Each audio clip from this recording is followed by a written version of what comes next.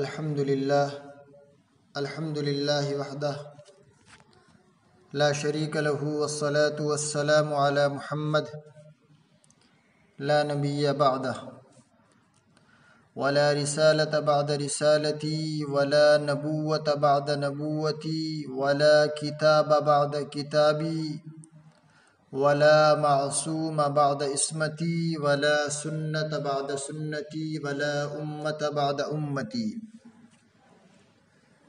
صدق اللہ العظیم وصدق رسوله النبی الکریم ونحن على ذلك لمن الشاہدین والشاکرین والحمد للہ رب العالمین.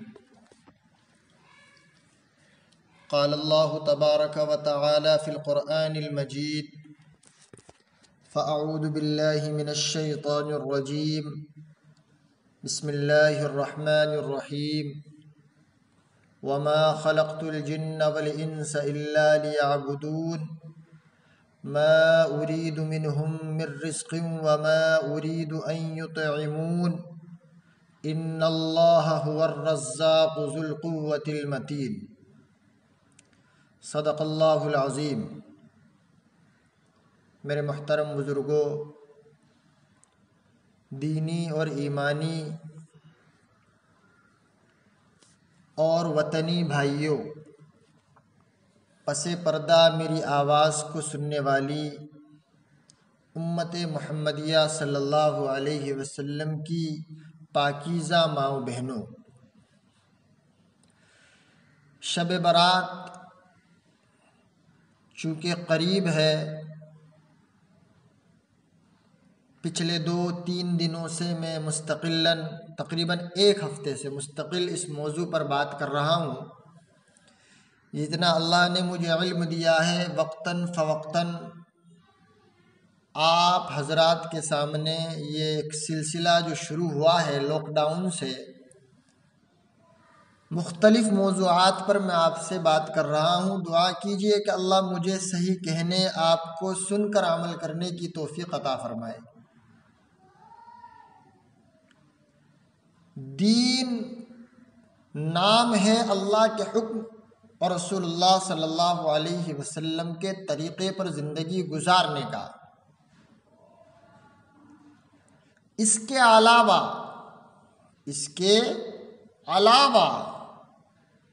آپ کچھ بھی کریں اللہ کا صرف حکم ہو، رسول اللہ کا طریقہ نہ ہو، وہ عمل آپ کا مردود قرار دے دیا جائے گا. رسول اللہ کا طریقہ ہو، حکم خداوندی نہ ہو، وہ بھی اللہ کے حضور مردود قرار دے دیا جائے گا. آپ بحیثیت محمد عربی صلی اللہ علیہ وسلم کے امتی ہونے کے، آپ کو اللہ کا حکم اور رسول اللہ صلی اللہ علیہ وسلم کے طریقے کو لے کر کے چلنا ہے. اگر آپ اللہ کی رضا اور بعد از مرگ جنت الفردوس میں اعلیٰ علیین چاہتے ہیں تو.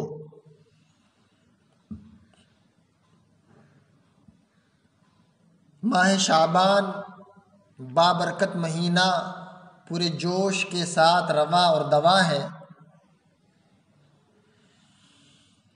پچھلے کچھ بیانات میں نے عرض کیا تھا کہ اسلامی کیلنڈر میں جو شعبان کا مہینہ ہے وہ 8واں مہینہ ہے، اور اس مہینے کی بڑی اہمیت اللہ کے نزدیک بڑی فضیلت ہے.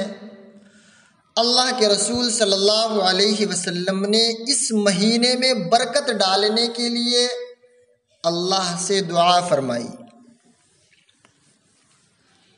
آپ صلی اللہ علیہ وسلم نے فرمایا اللہم بارک لنا فی رجب و شعبان، کہ اے اللہ آپ ہمارے لیے رجب اور شعبان کے مہینوں میں برکت عطا فرما دیجئے. وبلغنا رمضان، اور ہمیں رمضان المبارک جیسے بابرکت مہینے تک پہنچا دیجئے. اسی طرح یہ رمضان المبارک کی تیاری کا مہینہ ہے۔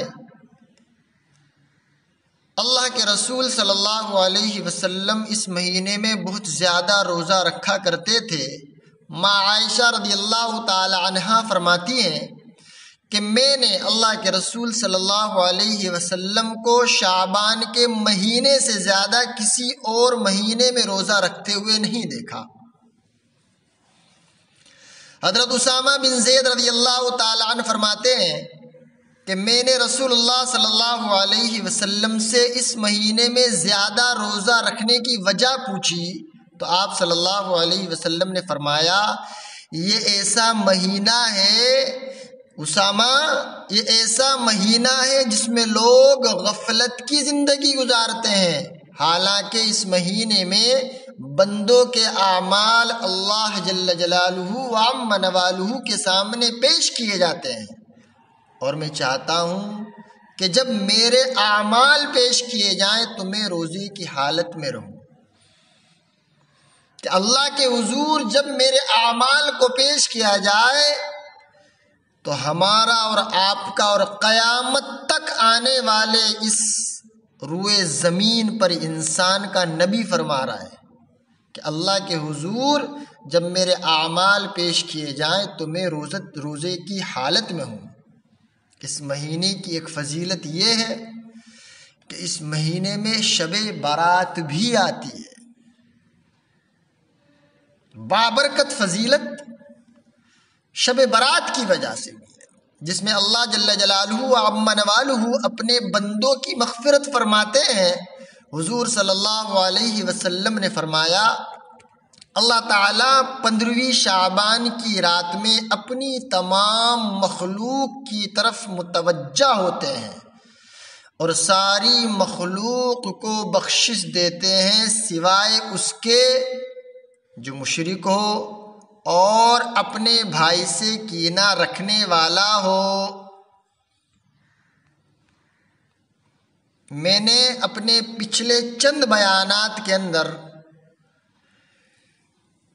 یہ عرض کیا تھا کہ اللہ کے رسول صلی اللہ علیہ وسلم نے 7 لوگوں کی نشاندہی کی ہے کہ اللہ ان 7 لوگوں کی اس مبارک رات کے اندر بخشش نہیں فرماتا ہے۔ یہاں پہ اس باتوں کو ذکر کرنا میں مناسب نہیں سمجھتا ہوں، آپ میرے پچھلے بیانات سن کے دیکھ سکتے ہیں۔ اللہ ہم سب کو صحیح سمجھ عطا فرمائے۔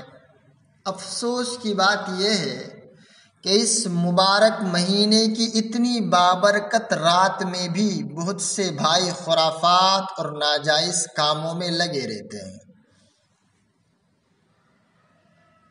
بہت سے لوگ اس رات پٹاخے چھوڑتے ہیں جو کسی طرح جائز نہیں ہے۔ یہ مال کی بربادی بھی اور دین کے خلاف ورزی بھی، ساتھ ہی پٹاخوں کے شور سے بیماریاں اور عبادت کرنے والوں کو بہت تکلیف پہنچتی ہے، اور کسی کو تکلیف پہنچانا حرام ہے۔ دوسری بات، بہت سے لوگ اسے جشن کی طرح مناتے ہیں، گھروں میں اور مسجدوں میں، قبرستانوں میں، بازاروں میں، راستوں میں لائٹیں لگاتے ہیں اور اپنی گاڑی کمائی کے پیسوں کو فضول خرچ کرتے ہیں۔ راتوں میں ادھر ادھر دوڑتے پھرتے ہیں، موٹر سائیکلوں پر سوار ہو کر ہنگامہ کرتے ہیں ہمارے نوجوان۔ خیر ابھی تو لاک ڈاؤن ہے، ابھی تو گورنمنٹ کی طرف سے جو میں نے کل بھی بیان کے اندر بتایا تھا، بہت سے قبرستان کے ٹرسٹی حضرات نے اور مساجد سے بھی یہ بیانات جاری ہو چکے ہیں کہ لاک ڈاؤن کے پیش نظر قبرستان بند رہیں گے، آپ تمام حضرات قبرستان تشریف نہ لائیں۔ میں نے کل کے بیان میں بھی عرض کیا تھا کہ اللہ کے رسول صلی اللہ علیہ وسلم کی زندگی میں 23 مرتبہ یہ شب براءت آئی ہے، اور ماں عائشہ کی روایت ہے کہ اللہ کے رسول 1 یا 2 مرتبہ ساری زندگی قبرستان گئے ہیں۔ تو ہم اس چیز کا بھی لحاظ رکھیں، سرکار کے حکم کا، سرکار نے جو حکم نافذ کیا اس کی خلاف ورزی کر کے ہم پولیس کی زد میں نہ آئیں۔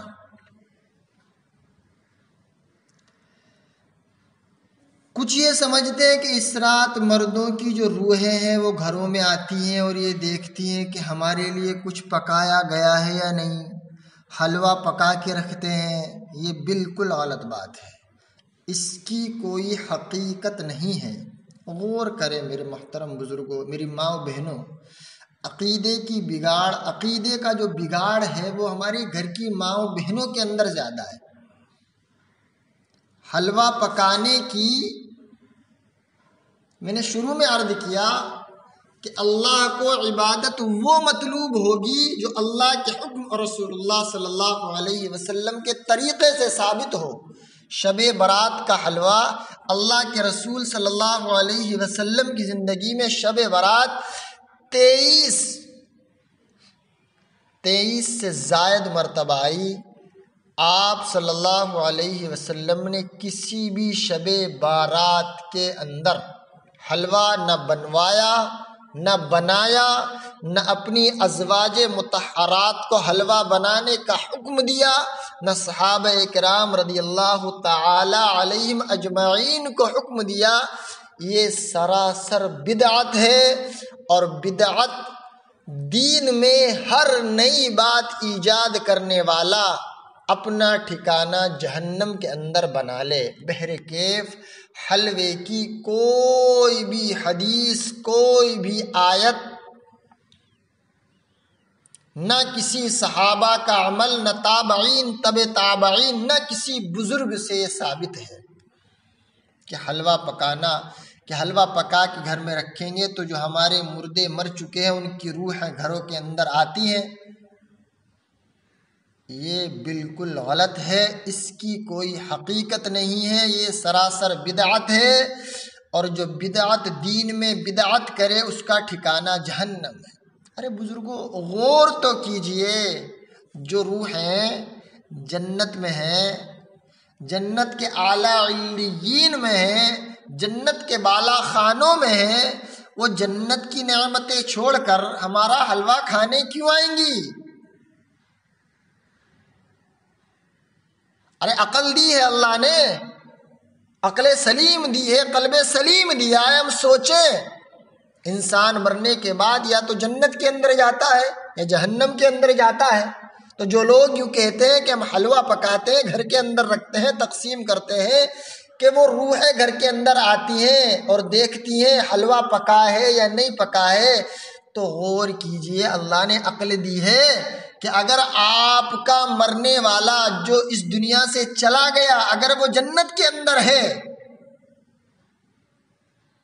تو وہ جنت کی نعمتیں چھوڑ کر حلوہ کھانے آپ کے گھر میں کیوں آئے گا؟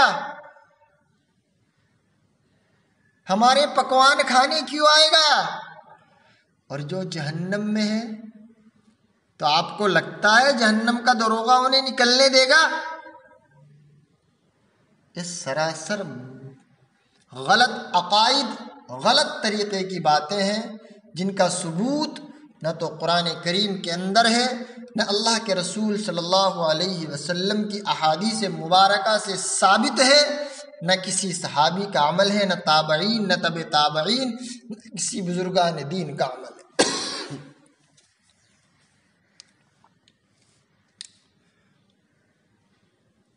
حدیثوں سے معلوم ہوتا ہے کہ 1 سال شب برات میں اللہ کے رسول صلی اللہ علیہ وسلم قبرستان تشریف لے گئے۔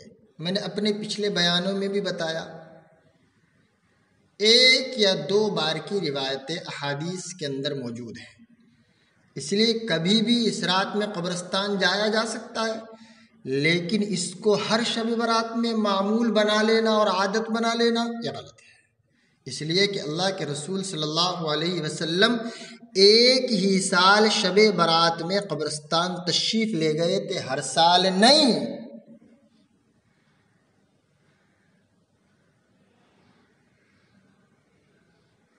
سمجھ میں آئی بات؟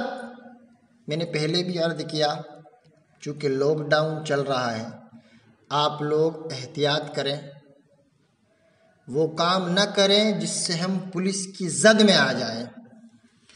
کل بھی میں نے بتایا تھا، دین کے اندر 2 باتیں ہیں، یہ کرنا ہے یہ نہیں کرنا ہے، یہ کریں گے تو یہ ملے گا، یہ چھوڑیں گے تو یہ ملے گا۔ جن چیز کو اللہ نے چھوڑنے کے لیے کہا ہے، رسول اللہ نے چھوڑنے کے لیے کہا ہے، اگر ہم ان کو کریں گے تو اللہ دنیا میں ہی ہمیں عذاب میں مبتلا کر دے گا، جیسے اللہ نے اور قوموں کے ساتھ کیا، قوم عاد، قوم سمود، قوم لوط۔ اللہ نے جس کام کو کرنے کے لیے منع کیا، وقت کے نبی نے جس کام کو کرنے کے لیے منع کیا، انہوں نے اس کام کو کیا، اللہ نے ان کو اس روئے زمین سے نیست و نابود کر دیا۔ آج میرے اور آپ کے ساتھ بھی ٹھیک ویسا ہی معاملہ ہے۔ کرونا وائرس کی شکل میں جو اللہ کا عذاب اس تمام انسانیت پر مسلط ہے، اس کی وجہ یہی ہے ہمارے اندر گناہ عام ہو گیا۔ ہم اللہ کا مقابلہ سینہ ٹھوک کے کرنے لگے، اللہ کے حکم کو توڑنے لگے، سینہ تان کے توڑنے لگے۔ رسول اللہ صلی اللہ علیہ وسلم کی سنتوں کو ہم ایسے چھوڑنے لگے جیسے کبھی ہمیں اللہ کے دربار میں حاضر ہونا ہی نہیں ہے۔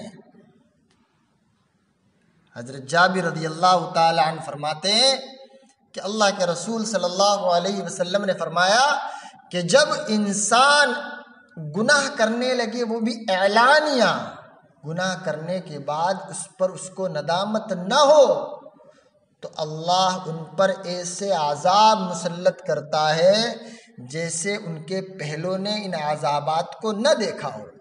ابھی بھی وقت ہے، ہم توبہ کریں، اللہ قبول کرے ہمارے چھوٹے سے اس عمل کو جو آپ لوگ کر رہے ہیں۔ الحمدللہ، یہ اتنی کوشش سے کچھ نہیں ہونے والا ہے۔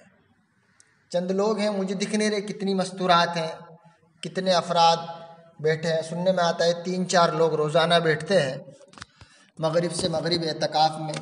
مستورات بھی کثرت سے جمع ہوتی ہیں آیت کریمہ کے لیے، لیکن میں سنتا ہوں کہ کچھ مستورات صرف میرے بیان سننے کے لیے آتی ہیں۔ بھائی بیان اصل نہیں ہے، یہ بات تو ترغیب کے طور پہ میں کرتا ہوں، بس اللہ جو ہے اس کو قبول کر لے۔ اصل تو اس کے حضور معافی مانگنا ہے، کثرت سے استغفار کرنا ہے، اور صدقے کے ذریعے اس کرونا وائرس جیسی بلا کو ہم کو اپنے اوپر سے ٹالنا ہے۔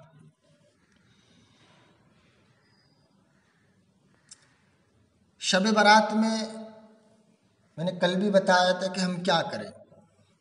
عشاء اور فجر کی نمازیں وقت پر ادا کریں، اور موجودہ حالات کو سامنے رکھ کر، لاک ڈاؤن ہے، مسجد کے بجائے گھروں میں ہی باجماعت نماز ادا کریں۔ جتنا ہو سکے نفلیں پڑھیں، تہجد پڑھیں، ہو سکے تلاوت التسبیح پڑھیں، قرآن مجید کی تلاوت خوب کریں۔ کل بھی میں نے عرض کیا تھا، جس چیز میں آپ کا دل لگتا ہے آپ اس چیز کو کریں، نفس پر بوجھ نہ ڈالیں۔ لا یکلف اللہ نفسا الا وسعها، قرآن کہتا ہے اللہ ہمارے نفس پر اتنا بوجھ نہیں ڈالتا جو ہمارا نفس برداشت نہ کر سکے۔ آپ بھی اپنے نفس پر بوجھ نہ ڈالیں، جس چیز میں آپ کا دل لگتا ہو، خشوع خضوع پیدا ہوتا ہو۔ نفلوں میں خشوع خضوع ہے، ان کو پڑھیں، نماز قضا ہے ان کو پڑھیں۔ انشاءاللہ میں ایک بیان کرنے کے لیے سوچ رہا ہوں، آپ لوگ جب تک لاک ڈاؤن ہے، کہ قضا نمازیں پڑھنے کی میں ترتیب بتاؤں کہ قضا نمازیں کس طرح پڑھی جائیں گی۔ انشاءاللہ میں کسی بیان میں اس کو بتاؤں گا۔ تو جس چیز میں، جس عبادت میں آپ کا دل لگتا ہو آپ اس کا اہتمام کریں۔ اگر نفل پڑھنے میں تو نفل پڑھیں، تہجد پڑھنے میں تو تہجد پڑھیں، قرآن پڑھنے میں تو قرآن پڑھیں، درود شریف میں تو درود شریف پڑھیں، اور اللہ سے رو رو کر اپنے گناہوں کی مغفرت چاہیں۔ پوری امت مسلمہ اور دنیا کے تمام لوگوں کے جان اور مال کی حفاظت کی دعا کریں، اور اس بات کی خاص طور سے دعا کریں کہ اللہ تعالیٰ تمام انسانوں کو ہر طرح کی مصیبت، آفات اور مہلک بیماریوں سے محفوظ رکھے۔ اس رات میں کوئی بھی عبادت کی جا سکتی ہے، میں نے کل بھی بتایا تھا، کوئی خاص عبادت اس رات کے لیے مخصوص نہیں ہے کہ اس رات میں یہ عبادت مخصوص ہے۔ نہ کوئی خاص نماز ہے، نہ کسی خاص سورت کی تلاوت ہے، نہ کوئی خاص ذکر ہے، نہ کوئی خاص دعا ہے۔ بتایا میں نے۔ بہرکیف 15 شعبان کا روزہ جو ہے وہ ثابت نہیں ہے،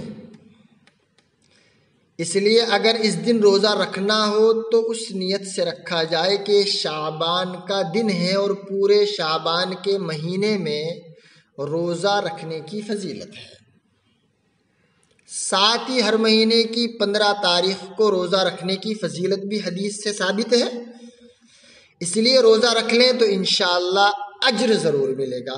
لیکن اس نیت سے روزہ رکھنا صحیح نہیں ہوگا کہ یہ 15 شعبان کا روزہ ہے، کہ ایک خاص قسم کا ثواب اس روزہ رکھنے پر ملے گا، ایسا نہیں ہے۔ حدیث سے معلوم ہوتا ہے کہ ایک سال شب برات میں اللہ کے رسول صلی اللہ علیہ وسلم قبرستان تشریف لے گئے تھے، اس لیے کبھی بھی اس رات میں قبرستان جایا جا سکتا ہے۔ میں بارہا اس بات کو کہہ رہا ہوں، بارہا اس بات کو کہنے کی منشا اور مقصد یہی ہے کہ ہمارے ملک کے جو حالات ہیں وہ ہمارے سامنے ہیں، کسی سے چھپے ہوئے نہیں ہیں۔ میں بار بار جو اس بات کو عرض کر رہا ہوں، عرض کرنے کی میری منشا یہی ہے کہ ہم کسی بھی طرح کا رسک نہ لیں۔ آپ سرکار کی عائد کردہ پابندیوں کا پورا اہتمام کریں۔ یہ جو کرونا وائرس پھیلا ہے تو اس کی وجہ سے جو حکومت نے گھروں میں اور بازاروں میں نکلنے کے لیے منع کیا ہے، تم اس کا اہتمام کریں۔ بعض لوگ میں نے دیکھا ہوں کہ اس شب قدر میں نفلوں کی جماعت کرتے ہیں۔ کہیں کہیں میں نے اعلان بھی سنے تھے کہ بھئی اس رات میں جو ہے فلاں نماز ہوگی، مغرب کے بعد فلاں نماز ہوگی۔ صلاۃ التسبیح کی بھی جماعت میں نے سنی ہے۔ تو یہ جو تمام نمازیں ہیں یہ کسی بھی طرح سے جائز نہیں ہیں اور نہ اللہ کے رسول صلی اللہ علیہ وسلم سے ثابت ہیں، یہ سب ناجائز ہیں۔ اس بارے میں ایک اصول سن لیجئے جو نبی کریم صلی اللہ علیہ وسلم نے بیان فرمایا کہ فرض نماز کے علاوہ اور ان نمازوں کے علاوہ جو حضور اکرم صلی اللہ علیہ وسلم سے باجماعت ادا کرنا ثابت ہے، مثلا تراویح کی نماز، کسوف اور استسقاء کی نماز، ان کے علاوہ ہر نماز کے بارے میں افضل یہ ہے کہ انسان اپنے گھر میں ادا کرے۔ صرف فرض نماز کی خصوصیت یہ ہے کہ اس کے اندر صرف افضل نہیں بلکہ سنت مؤکدہ قریب بواجب ہے کہ اس کو مسجد میں جا کر جماعت کی نماز کے ساتھ ادا کرے۔ لیکن جب فقہا نے یہ دیکھا کہ لوگ گھر جا کر بعض اوقات سنتوں کو ترک کر دیتے ہیں، جیسا کہ آج کل ہم دیکھتے ہیں موبائل بہت بڑا شیطان ہے، آدمی فرض نماز پڑھ کے یہاں سے نکلا، گھر میں موبائل میں مصروف ہو گیا۔ اس لیے فقہا نے فرمایا کہ اگر سنتوں کے چھوٹنے کا خوف ہو تو مسجد ہی میں پڑھ لیا کرو تاکہ سنتیں چھوٹ نہ جائے، ورنہ اصل قاعدہ میں آپ کو بتا دے رہا ہوں یہی ہے کہ گھر میں جا کر ادا کریں۔ اور سنیے، اور نفل کے بارے میں فقہا کا اس پر اجماع ہے کہ نفل نماز میں افضل یہ ہے کہ اپنے گھر میں ادا کرے، اور نفلوں کی جماعت امام ابو حنیفہ رحمۃ اللہ علیہ کے نزدیک مکروہ تحریمی اور ناجائز ہے۔ یعنی اگر جماعت سے نفل پڑھ لے تو ثواب تو کیا ملے گا، الٹا گناہ ملے گا۔ ایک بات اور یاد رکھیں، انسان اصل کام کو چھوڑ کر جب بیکار کی چیزوں میں لگ جاتا ہے، مطلب بدعت کی خاصیت یہ ہے کل بدعت ضلالہ، بدعت جو ہے وہ گمراہی ہے، اندھیرا ہے۔ تو بدعت کی خاصیت یہ ہے کہ جب آدمی بدعات میں مبتلا ہو جاتا ہے تو اس کے بعد پھر اصل سنت کے کاموں کی توفیق بہت کم ہوتی ہے۔ یہ اصول ہے، آپ نوٹ کر سکتے ہیں۔ جیسے آپ نے دیکھا ہوگا کہ کچھ لوگ تعزیہ وغیرہ نکالتے ہیں، تو تعزیہ نکالنا بدعت ہے۔ اب اس کے چکر میں آدمی سنتیں بھی چھوڑتا ہے، نماز، ڈھول تاشے بجا رہا ہے اور اذان ہو رہی ہے۔ تو بتانا مقصود یہ ہے کہ جب آدمی بدعات میں مبتلا ہو جاتا ہے تو پھر اصل سنت کے کاموں کی اس کو توفیق نہیں ہوتی۔ چنانچہ دیکھا ہے کہ جو لوگ صلاۃ التسبیح کی جماعت میں دیر تک کھڑے رہتے ہیں،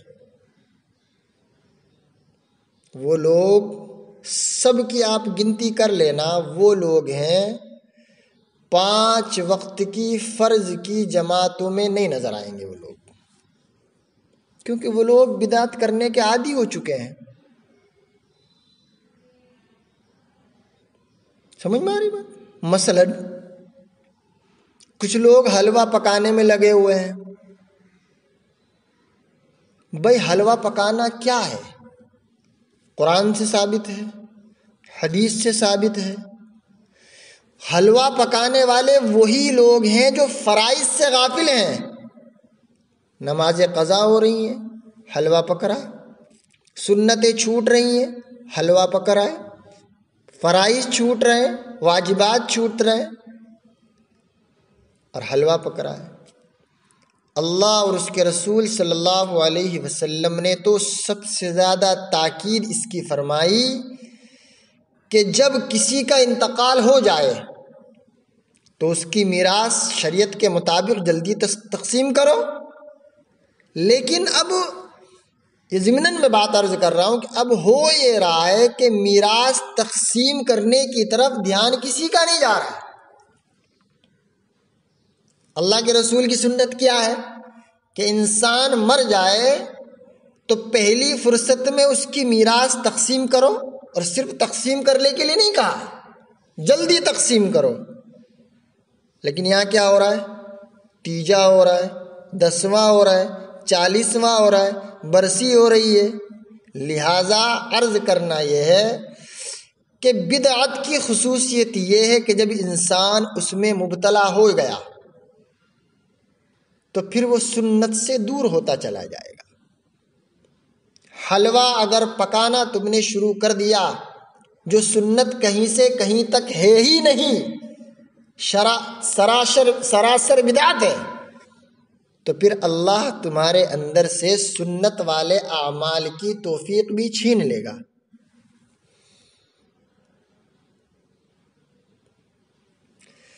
ایک مسئلہ یہ کہ شب برات یعنی 15 شعبان کے روزے کی بھی ایک بات میں آدھی ادھوری کیا ہوں، پوری کر دیتا ہوں، اس کو بھی سمجھ لینا چاہیے کہ سارے ذخیرہ حدیث میں اس روزے کے بارے میں صرف ایک روایت ہے، شب برات کے بعد والے دن روزہ رکھو، لیکن یہ حدیث ضعیف ہے۔ آپ لوگ کہیں گے کہ مولانا نے اوپر تھوڑی سی بات کہی امام صاحب نے اور وہ بات کٹ کر دی، پوری بات کری ہی نہیں کہ اس شب برات کا روزہ تو بتایا ہی نہیں۔ تو میں اب اس کی وضاحت کر دے رہا ہوں کہ تمام جتنی بھی اللہ کے رسول صلی اللہ علیہ وسلم کی بیان کردہ احادیث ہیں، آپ تمام کو اٹھا کر کے دیکھ لو، 15 شعبان کے روزے کی صرف اور صرف ایک روایت ہے، اور وہ بھی حدیث ضعیف ہے۔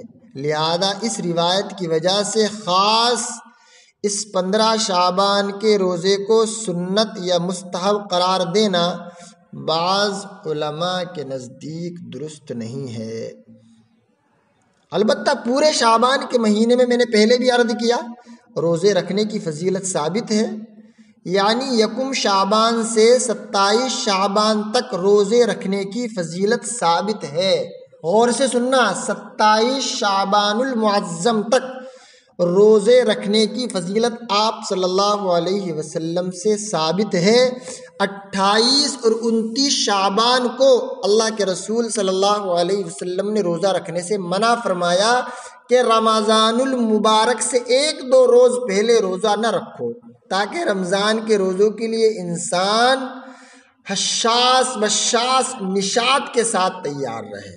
لیکن یکم شعبان سے 27 شعبان تک ہر دن روزہ رکھنے میں فضیلت ہے۔ دوسرا ہے کہ یہ 15 تاریخ جو ہے یہ ایام بیز میں سے ہے۔ نبی کریم صلی اللہ علیہ وسلم اکثر مہینے کے ایام بیز میں 3 دن روزہ رکھا کرتے تھے، یعنی 13، 14، 15۔ لہذا اگر کوئی شخص ان 2 وجہ سے 15 تاریخ کا روزہ رکھے، ایک اس وجہ سے کہ شعبان کا دن ہے، دوسرا اس وجہ سے 15 تاریخ ایام بیز میں داخل ہے، اگر اس نیت سے روزہ رکھ لے تو انشاءاللہ بموجب اجر ہوگا، اس کو اجر ملے گا۔ لیکن خاص 15 تاریخ کی خصوصیت کے لحاظ سے اس روزے کو سنت قرار دینا بعض علماء کے نزدیک درست نہیں ہے۔ اسی وجہ سے اکثر فقہاء کرام نے جہاں مستحب روزوں کا ذکر کیا ہے، وہاں محرم کے 10 تاریخ کے روزے کا ذکر تو آپ کو ملے گا، یوم عرفہ کے روزے کا ذکر آپ کو ملے گا، لیکن 15 شعبان کے روزے کا علیحدہ سے ذکر نہیں کیا، بلکہ یہ فرمایا کہ شعبان کے کسی بھی دن روزہ رکھنا افضل ہے۔ بہرحال اگر اس نقطۂ نظر سے کوئی شخص روزہ رکھ لے تو انشاءاللہ ضرور بھی ضرور اس کو ثواب ملے گا۔ اور ایک خصوصی بات،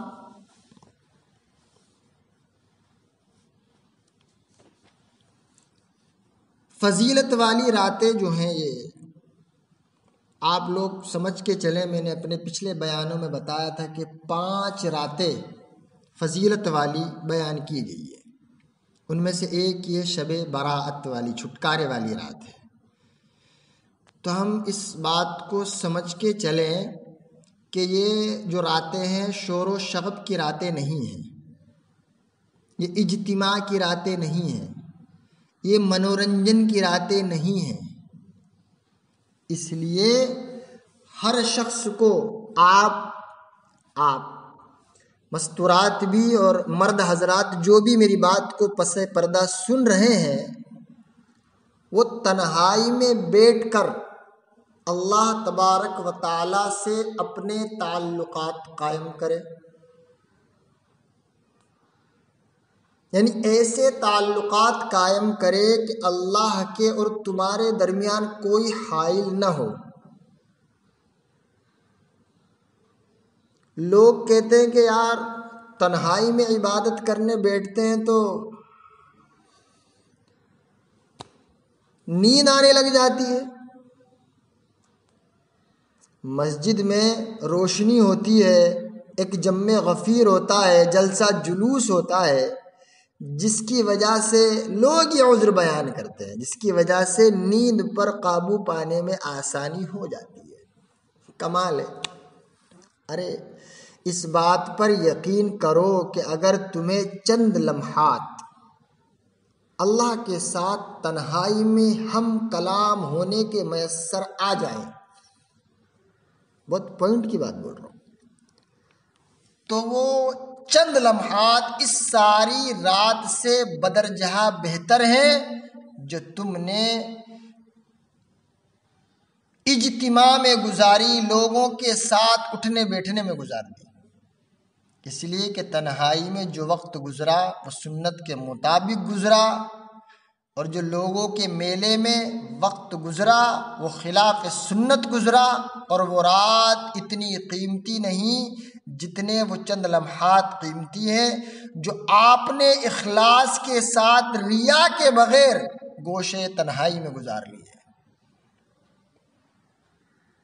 میں پچھلے کئی سارے بیانوں سے یہ بات کہہ رہا ہوں اپنی عقل کے مطابق کام کرنے کا نام دین نہیں ہے۔ حلوہ پکانا یہ ہمارا عقل کی دین ہے، یہ عقلی من گڑنت بات ہے حلوہ پکانا۔ قرآن اور حدیث میں اس کا کہیں کوئی ثبوت نہیں ملتا ہے۔ عمل وہی قبول ہوگا جو اللہ اور اس کے رسول صلی اللہ علیہ وسلم کے طریقے پر ہوگا۔ تو عقل کے مطابق کام کرنے کا نام دین نہیں ہے، اپنا شوق پورا کرنے کا نام دین نہیں ہے، بلکہ اللہ اور اس کے رسول صلی اللہ علیہ وسلم کے کہنے پر عمل کرنے کا نام دین ہے، ان کی پیروی اور ان کا اتباع کرنے کا نام دین ہے۔ یہ بتاؤ کہ کیا اللہ تعالیٰ تمہارے گھنٹے شمار کرتے ہیں؟ کیا تمہارا وقت شمار کرتا ہے وہ کہ تم نے کتنے دن کتنے گھنٹے مسجد کے اندر گزارے؟ میرے محترم بزرگوں، وہاں گھنٹے شمار نہیں کیے جاتے، وہاں تو صرف اور صرف اخلاص دیکھا جاتا ہے۔ اگر چند لمحات بھی اخلاص کے ساتھ اللہ تعالیٰ کے ساتھ رابطے میں آ گئے تو وہ چند لمحات ہی انشاءاللہ میرا اور آپ کا بیڑا پار کر دیں گے۔ لیکن اگر آپ نے عبادت میں کئی گھنٹے گزار دیے مگر سنت کے خلاف گزارے تو میرے محترم بزرگوں اور دوستو، اس سے کچھ بھی حاصل نہ ہوگا، علاوہ فائدہ ہونے کے ہم کو اس سے اور زیادہ نقصان ہوگا، اور ہم علاوہ اللہ کی خوشنودی حاصل کرنے کے اللہ ہم سے اور ناراض ہوگا۔ آپ اگر اللہ کی ناراضگی سے بچنا چاہتے ہیں، اللہ کو راضی کرنا چاہتے ہیں، تو شب برات کے اندر ہر وہ مسنون عمل کریں جو اللہ کا حکم ہے اور رسول اللہ صلی اللہ علیہ وسلم کا طریقہ ہے۔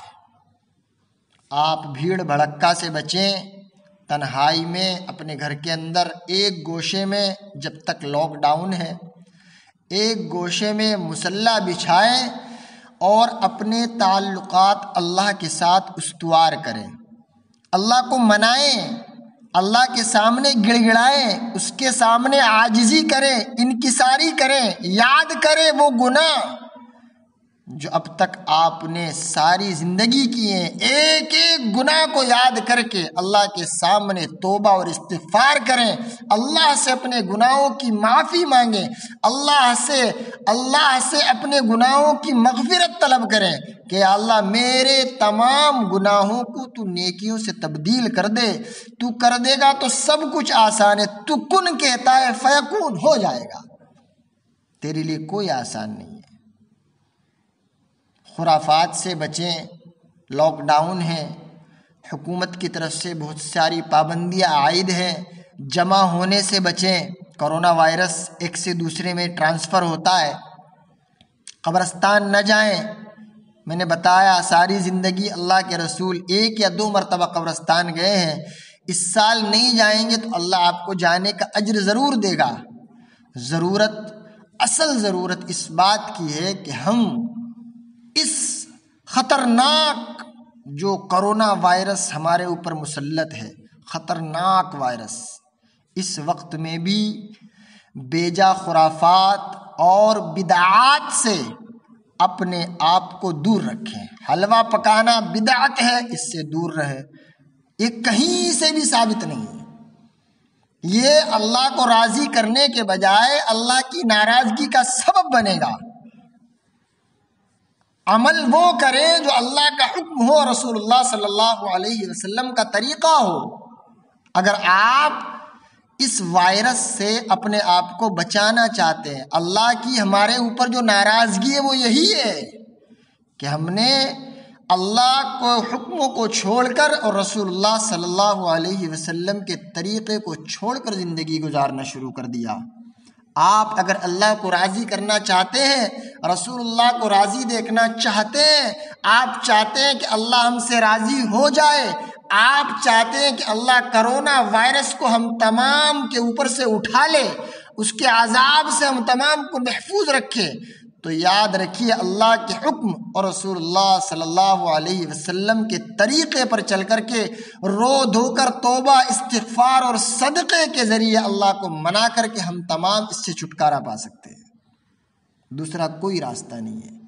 اور یہ رات ایک اللہ نے مبارک رات دی ہے، احسان مانیے اس رب کریم کا کہ اس نے مسلمانوں کو ایسے وقت میں، ایسے ماحول میں کہ کشمکش میں ہر انسان مبتلا ہے، ہر ایک کو موت کا ڈر ستایا ہوا ہے، ایسے وقت میں اللہ نے یہ مبارک رات دی ہے تو مصلی بچھائیں، بیکار اور لغو بات کرنے کے بجائے مغرب سے لے کر کے صبح تک ضروریات سے فارغ ہو کر کے مصلی پر بیٹھ جائیں اور اس رات میں یہ عہد کر کے اللہ کے حضور بیٹھیں کہ جو گناہ مجھ سے ہوئے ان کی معافی تلافی کر کے آج میں اللہ کو راضی کر کے رہوں گا۔